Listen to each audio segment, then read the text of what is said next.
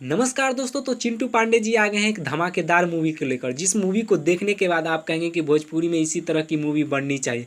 दोस्तों इस मूवी का नाम है कमांडो अर्जुन। कमांडो अर्जुन दोस्तों, इस मूवी का ट्रेलर कल सुबह के 6 बजे यसी फिल्म यूट्यूब चैनल से रिलीज किया जाएगा। कल सुबह के यसी फिल्म यूट्यूब चैनल से रिलीज किया जाएगा चिंटू पांडे जी की न्यू मूवी कमांडो अर्जुन 29 अगस्त सुबह के 6 बजे। दोस्तों यह मूवी काफ़ी ज़बरदस्त होने वाली है और भोजपुरी में एक लेवल अप की मूवी होने वाली है। तो 29 अगस्त सुबह के 6 बजे यसी फिल्म यूट्यूब चैनल पर देखिए और अपना कमेंट करके ज़रूर बताएं कि यह मूवी कैसी लगी आप लोगों को।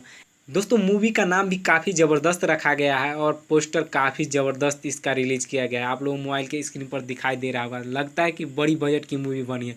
तो आप लोगों को काफ़ी ज़्यादा यह मूवी पसंद आने वाली है।